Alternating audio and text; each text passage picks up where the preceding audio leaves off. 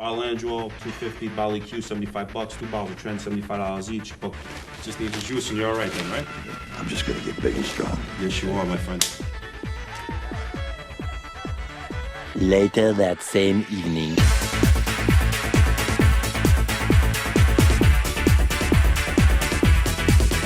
If it hadn't been for Camp St. Joe, I'd been president a long time ago. Where did you come from? Where did your boats go? Where did you go from, pedophile Jim?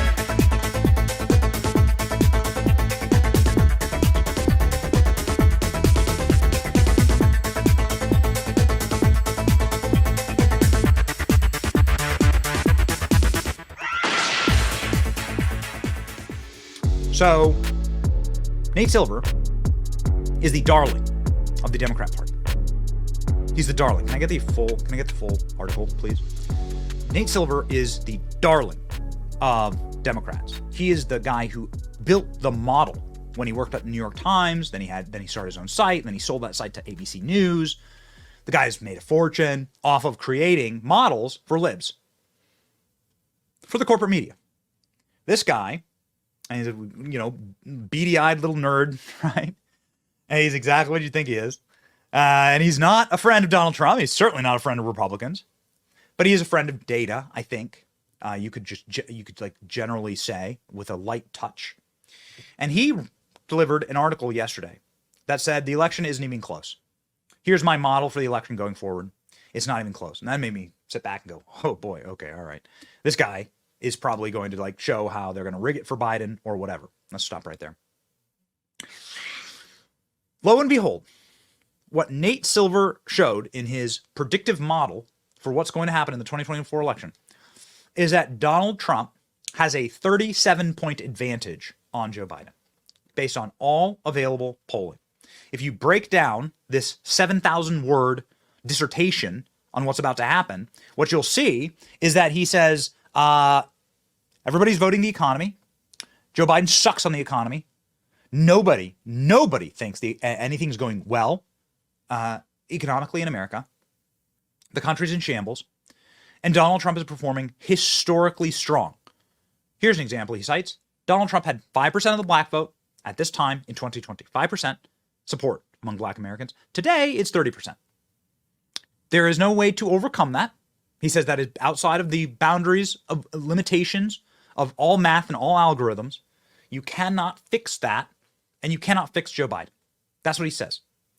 And so here, ladies and gentlemen, are the actual results of the entire model, which again is a massive dissertation by the darling of left-wing polling. This is the final conclusion that he comes to. So let's pop up the graphic now. The final conclusion that he comes to is 65.7% chance of Donald Trump being victorious and only a 33% chance of Joe Biden being victorious. The predictive model is something that this pollster, of course, pours an enormous amount of treasure and resources and research into. They combine every available poll and every available data point. Can we punch in on that? And it shows you this. This is the ultimate conclusion here. With the Electoral College probability, Donald Trump will win by almost 100 Electoral College votes, is what the darling of all left-wing media says. That is pure and complete panic, matched with the New York Times Seneca polling from this morning, showing that the vast preponderance of Americans believe that Joe Biden is going to lose the debate, and the vast preponderance of Americans also want Donald Trump to win. So this is, again, the New York Times polling from this morning, showing that nobody believes that Joe Biden is going to perform in this debate. 60% of Americans believe that Donald Trump will win the debate before the debate even happens. And a pittance, like 30%, believe that Joe Biden will win. This reinforces the scariest thing that we were told via the DNC adjacent people that we just spoke with at a big conference. Very important to break out of your bubble. We break out of our bubble to deliver the news for you. And the news that we got at a recent conference we were at, where we were talking to corporate Democrat adjacent people that actually literally work for the corporate Democrat machine, we were speaking with them, and the thing they are most scared of, the thing they tell us they are the most fearful of, is this: that the American public will see Joe Biden as smooth-brained, as dementia-laden, as incapable of standing for 90 minutes, as he has been practicing at Camp David, as a drugged-up, lobotomized mess, a disaster, and they must have done their internal pollings on this and shown that that is the thing that actually makes the people the most worried. It's incredible to us that it's that Joe Biden's policies that have America in shambles are not the thing that they are the most concerned about, yet here we are, ladies and gentlemen.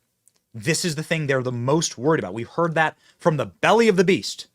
They're the most scared of the results of this poll. The results of this poll show that nobody has any faith in Joe Biden to deliver during the debate, and that in the crosstabs, Donald Trump has a 4-point advantage in swing states. A cumulative 4-point advantage. So how are you gonna fix that? You're not. You're not. This, of course, leads to the whole reason you have a Joe Biden residency in the White House, which is Barack Obama. Barack Obama has said many times on air that he wishes to put a meat puppet into the White House. And Joe Biden is that meat puppet. Joe Biden sits there and is not sentient, can't put words together, drugged up, taking a whole week inside of the military compound that is Camp David to get whatever little cocktail they're going to give him. It's amazing. The incidence of the correlation. The correlation is 1, all right, on the XY axis of number of baggies of cocaine found throughout DC and Joe Biden's family entering the executive residence of the White House. The correlation is 1. So I don't know what they're going to give Joe Biden tonight. We're going to see exactly what style of Joe Biden will come out there. But we do know this, that the advisor to Barack Obama, his name's Van Jones, guy's crazy, but he's on CNN every single day. And he's somebody who is spitting it like it is. He says that if Joe Biden collapses tonight, the stakes tonight are over for Joe Biden. You're finished. Joe Biden's finished. If he can't get it up tonight, then no amount of Viagra is going to save the guy. All right, not coming from me. All right, coming from literally the depths of the Democrat Party, a personal advisor to Barack Obama. Let's go. This is the entire election, as far as I'm concerned. The entire world will be watching. If you are a carbon-based life form, you're going to be watching. If you've got a functioning brainstem, you're going to be watching. Because if Biden goes out there and messes up, it's game over. If he walks out there and a week later he's lower in the polls, it's panic in the party. But if you panic in the party, panic. If Joe Biden dips in the polls the way that he's collapsing right now, pre-debate. So before the debate, we've just shown you 2 huge polls, the biggest polls, Nate Silver and the New York Times, the biggest polls you can get if you're a lib. Like, you worship these 2 entities, Nate Silver and the New York Times, and they're both saying doom for Joe Biden. It's doomed. So what happens next?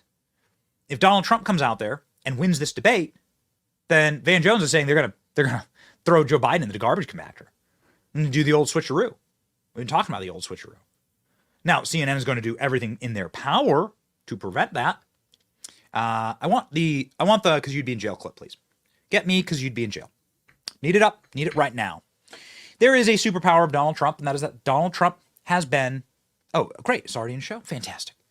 Ah, there it is. Great. All right. Nice addition. Donald Trump has been in the public eye for 50 years. Donald Trump's power is his celebrity. We've said this many times. We've made this case many times. Donald Trump is quick as a whip. You spend any time with him behind the scenes? Hang out with him backstage. We have. Do interviews with him and then talk with him afterwards. We have. Donald Trump is so sharp, dude. You cut yourself. Ow. It's like, wow. He's joking. He's jovial. He's bouncing. He's everything that you see on stage and more. The dude is actually legitimately sharp. And there's this superpower that he has because he spent so much time in show business. Is timing. Any comedian will tell you it's not about the joke. It's not about how funny the joke is. It's the timing. Reading the room, flowing with the energy, flowing with the audience, and delivering the line at the perfect time to make people bust it up. And that is what Donald Trump demonstrates in clips like this. It's just awfully good that someone with the temperament of Donald Trump is not in charge of the law in our country. Because you'd be in jail. Secretary Clinton.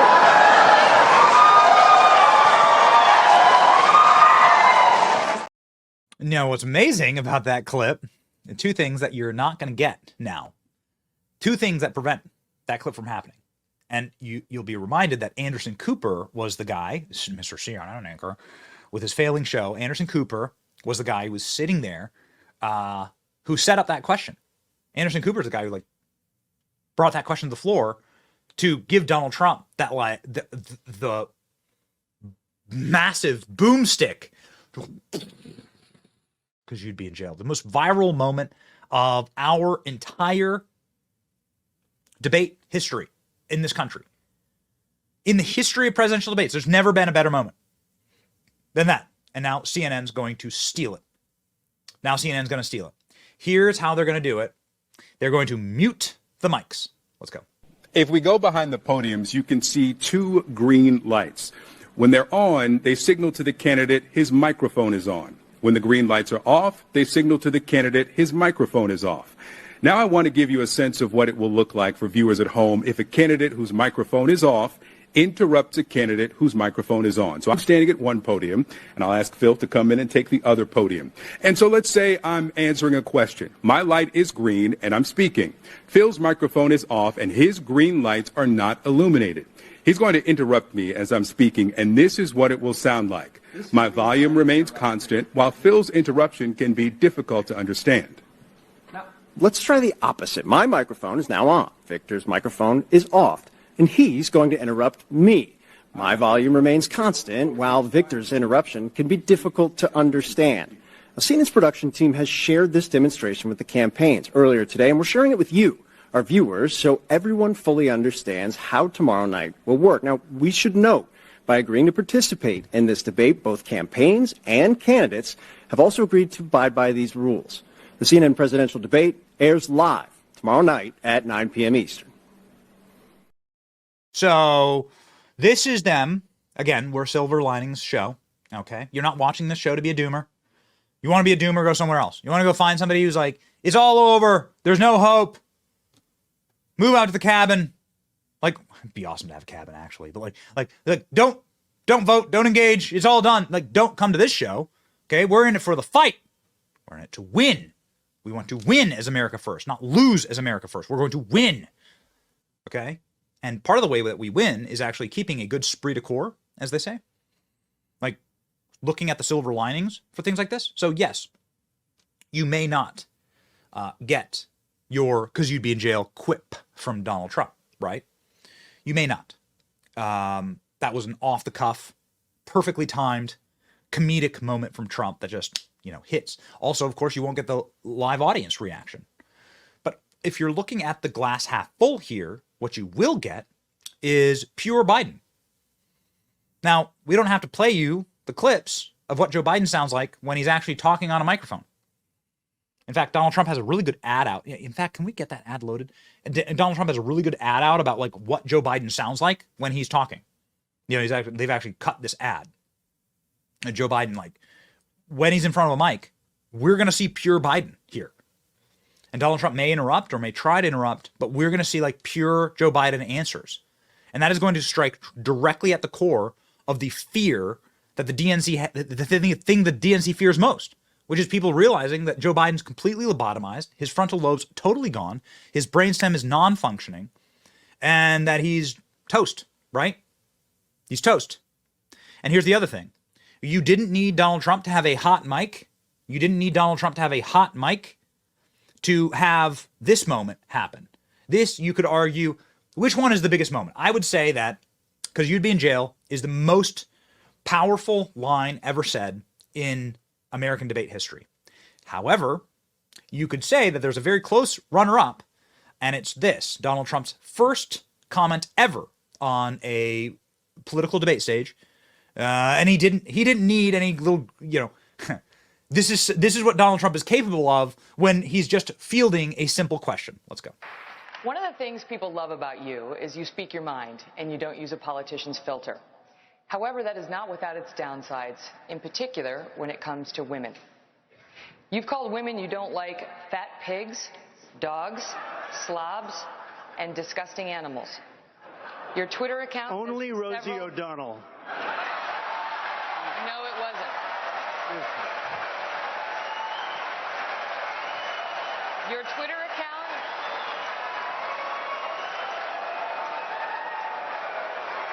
Thank you.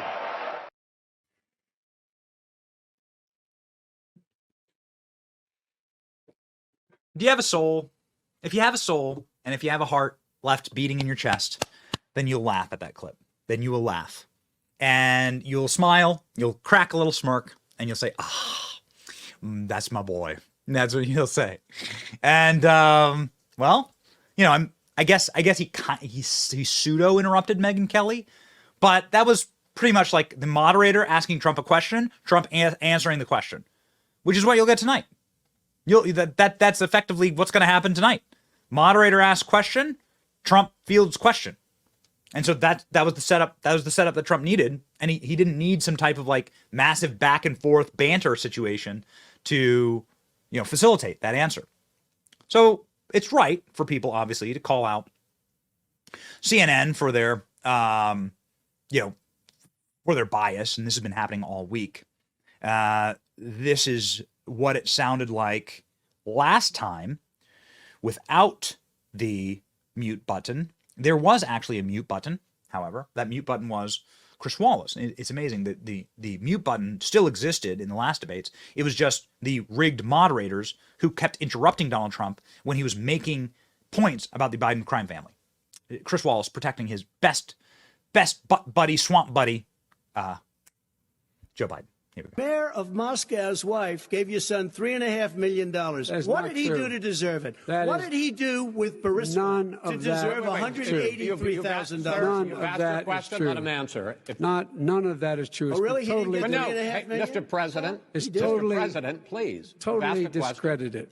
Totally discredited. And by the way, well, wait, he didn't get $3.5 million, Joe? Mr. Vice, he got $3.5 million. That is not true. Oh, really? Mr. President, it's an open discussion, please. Now, it's a fact. Well, you have raised an issue. Let the Vice President answer. Discredited. Did Burisma pay him $183,000 a month? So you could hear Chris Wallace there. That was the mute button. Chris Wallace really happy about that performance, by the way. Chris Wallace crowing about interrupting Donald Trump and how much it's incredible. This clip is unbelievable. It'll make your blood boil that these people keep getting jobs and that the Republican Party keeps playing games with these people. This clip that just aired on CNN a few hours ago is of Chris Wallace patting himself on the back about how much he facilitated the tanking of Donald Trump's poll numbers. Watch. I think everyone wants to know what you are thinking. I mean, these clips of this debate have been being played back and forth ad nauseum. What's it like for you to watch that and to think about this, 4 years later? Well, it's an interesting thing. In the immediate aftermath of that debate, I certainly, like a lot of Americans, was very disappointed with Donald Trump's performance. On the other hand, I actually think it was one of the most consequential presidential debates in history. I actually think Donald Trump lost the presidency in that debate by his performance. He dropped about 4 or 5 points. He never regained it. And, he's the key question for tomorrow night is, has he learned his lesson? I've talked to a lot of people in the top echelons of his staff. They say he finally understands how badly he did in the 2020 debate. And the two words that are coming out you don't usually hear from the Trump camp are nice and respectful. He intends to be both. We'll see whether or not. Nice and respectful, they say. Nice and respectful. Listen to Chris Wallace. Sit there. Have you ever seen Chris Wallace's hands? Look, you see his hands. Like, you want to see the hands of a nepo, like a lifetime nepo baby, who has never done a single day of hard labor, never done a single hour of manual labor. Look at the soft little otter putty hands of Chris Wallace. Creep you out. He's been best friends of Joe Biden since the 1970s. Yeah, they're like besties. How this stuff is allowed, I don't know. Is Chris Wallace worse than Jake Tapper? I don't think so, actually. What's sad is that tonight we are actually facing a moderator that is far worse than Chris Wallace. And I'm sorry to say it. I don't make these decisions. I am disgusted at CNN, of course. But here, ladies and gentlemen, is your moderator, through gritted teeth and holding back tears, having to report on CNN is estrogen-filled Jake Flapper. Go. As we watch Donald Trump attempt to turn his arrest and indictment into some sort of campaign commercial, the folks in the control room, I don't need to see any more of that. He's trying to turn this, he's trying to turn it into a spectacle, into a campaign ad. That's enough of that. We've seen it already. Here he is right now under my voice. You hear him repeating his anti-immigrant rhetoric. President Trump, now in quarantine, has become a symbol of his own failures. He is running the single most negative, sleazy campaign in American history for a major party candidate. If you were to open up a copy of Hitler's Mein Kampf, you would find the Nazi leader describing the mixing of non-Germans with Germans as poisoning. There's really no other way to say it. Donald Trump's language mirrors this directly. He pushes the government of the United States to use its power. So the guy who thinks that Donald Trump is Cheeto Hitler is going to get a chance to be the hall monitor at tonight's debate. And if you dare question these past comments from Jake Tapper, then they'll kick you off air. Then you're done. Then they will cut your mic and your camera. You're not allowed to question.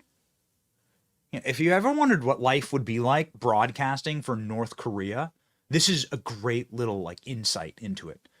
How dare you question your leader?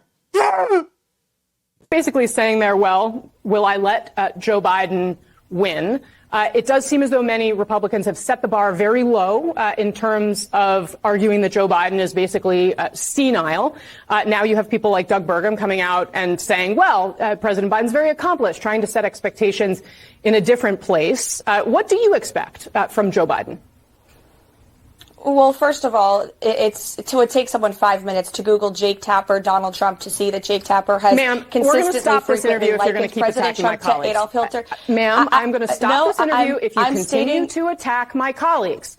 I would like to talk about Joe Biden and Donald Trump, who you work for. Yes. If you are here to speak on his behalf, I am willing to have this conversation. I am stating facts that your colleagues have stated in the past. Okay. Now, as I'm for sorry, this guys. debate, We're going to come back out to the panel. Caroline, thank you very much for your time. You are welcome.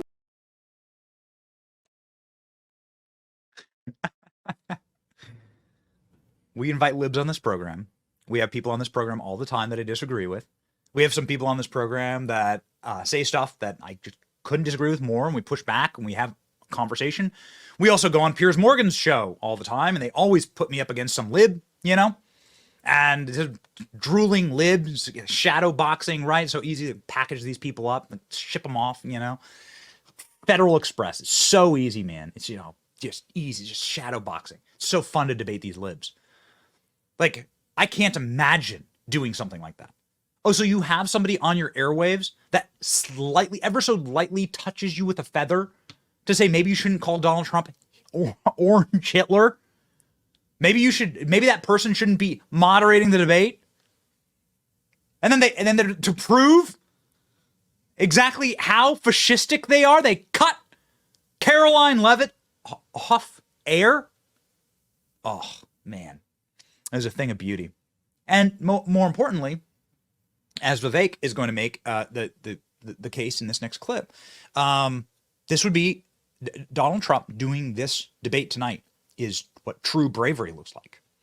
It would be the equivalent of Joe Biden doing a debate with Tucker Carlson in front of 3,000 people in Alabama. What a great point, Vivek. Go. I'll also tell you something I told President Trump, and I'll tell you as well, is I give him a lot of credit for doing this debate on the terms that were effectively set by Biden. Hosted by CNN in Atlanta without a live audience would be the equivalent of Joe Biden agreeing to do a Fox News hosted debate in Alabama with 3,000 live audience members. So I give Donald Trump a lot of credit for that. If you're going to lead the country, you got to be able to show up, and that's exactly what he's doing. Here's the difference. So if Tucker Carlson hosted a debate with Joe Biden, at least Tucker Carlson's never worked for the RNC. Jake Tapper, as we have shown you time and time again this week, is a DNC employee. How many times do we have to, we can show, it's in his own Wikipedia. You can go and see. go see for yourself. Jake Tapper got his career started by working to elect Democrats. Then he went to Capitol Hill and worked for those Democrats in public relations, in PR, as press spokespeople. That's what he did to get his young life started. Then he went and worked for Democrat lobbying firms, some of the biggest in the world. Then he went and got his journalism career started by stooping Monica Lewinsky. That's what he did. He went and balled Monica Lewinsky for clicks. We have the article. You can see it. My date with Monica Lewinsky. I dated Monica Lewinsky. Look at this. It's still up. There's his byline, Jake Tapper. And there's the perverted story from this freak. This guy's such a loser. Do not expect anything from him tonight. I expect that we'll do quite a bit of salty lib salting of Jake Tapper very, very soon. But it's very important to call these people out. So again, Tucker Carlson would be a better debate would be a more fair debate moderator than Jake Tapper. Sink that into your brain, sear it into your mind, okay? Like a cattle brand. Tucker Carlson would be a more fair and honest, less biased debate moderator than Jake Tapper. Because at least Tucker Carlson's never physically worked for the RNC and RNC lobbying arms. So keep that in mind tonight as you're watching. So, again, we expect to salt very much Jake Tapper. We do have other libs, though, to salt. As I mentioned earlier in the show, we have been watching MSNBC to gather up the extra sodium that we're going to need to power us into this evening. And hot diggity damn, have we found some gold. Here's Morning Joe with cups filled with salt. Maybe we could let's just play these clips back to back to back, okay? So here's... Let's just keep the salt flowing, all right? The salt must flow. Let's keep the salt flowing. We have these. Here are some clips from MSNBC, the psychotic meltdown of them looking at the polls, looking at what Joe Biden is facing in this debate, and then realizing that everything is on the line is leading to the breaking point of the very small IQ, very low IQ, very smooth-brained, most smooth-brained MSNBC hosts. And the panic is delicious, and the salt and the sodium, ooh, it fills our cup. Ladies and gentlemen, salt these libs.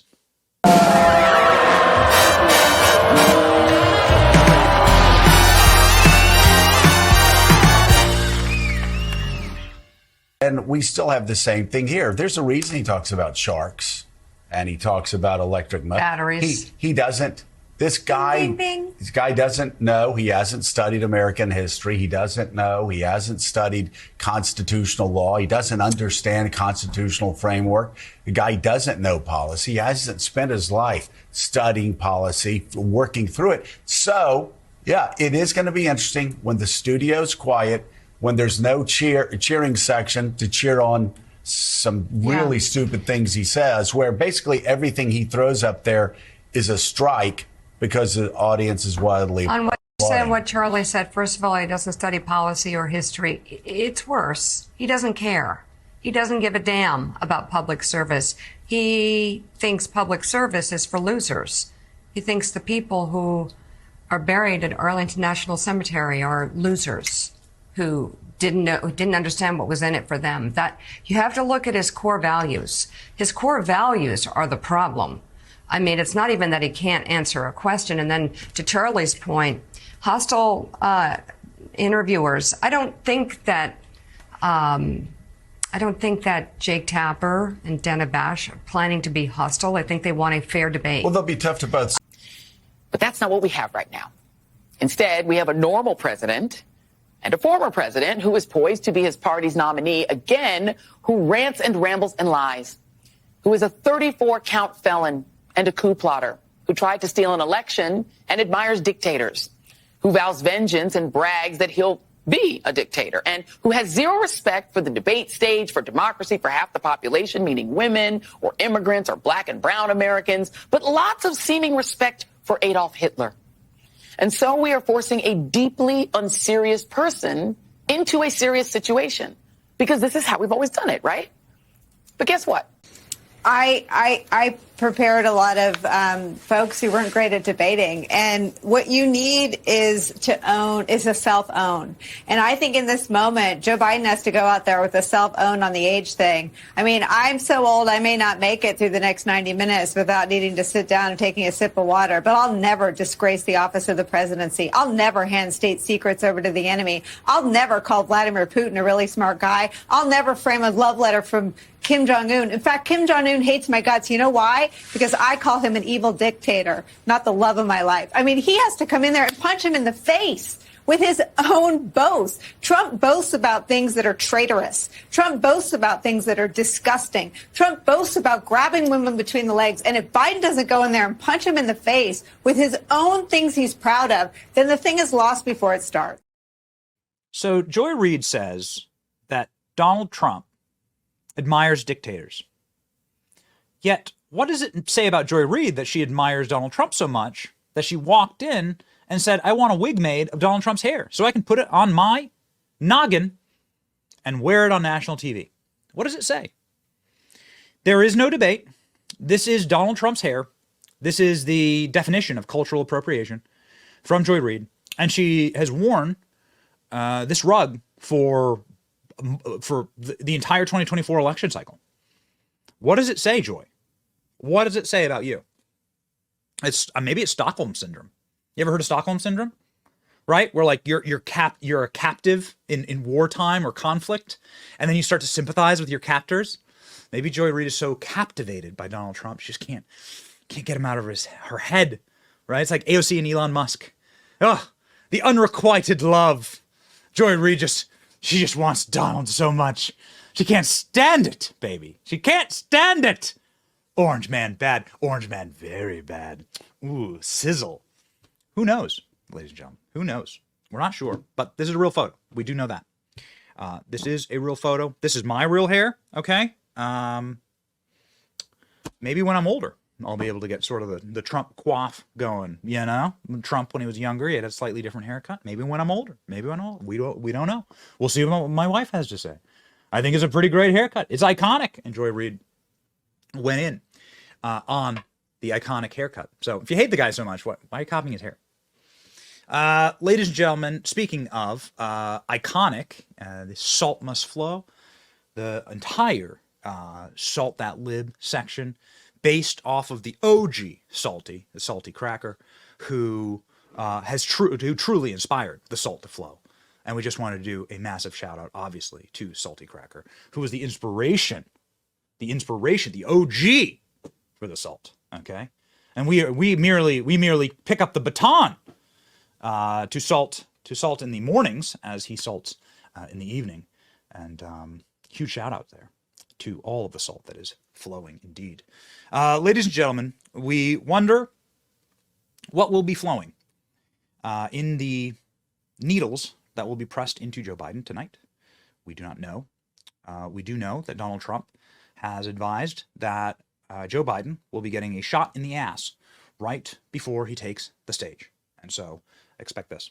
So tonight, we'll refer to him as Sleepy Joe, because right now, as you know, it's been reported that right now Crooked Joe's gone to a log cabin to study, prepare. No, he didn't. He's sleeping now because they want to get him good and strong. So a little before debate time, he gets a shot in the ass, and they want to strengthen him up. So he comes out. He'll come out. I say he'll come out all jacked up, right? All jacked up. Now, will anybody be watching the debate on Thursday night? All right, baby. So we are going to be watching. We'll obviously be watching for one of these Bidens to come out. There is, of course, multiple Bidens. We don't know which one will show up. The one with the eyes, the huge eyes, like dish plates, you know, like a great white shark that's biting. You ever seen the Nature Channel and the great white shark bites into the meat and his eyes roll back in its head and they're black as night, right? Unblinking, you know?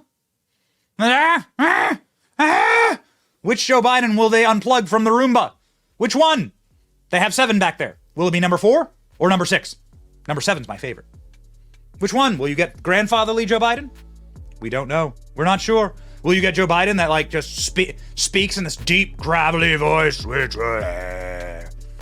will you get Joe Biden that speaks like a war, like he's in a Werther's Original commercial? We don't know.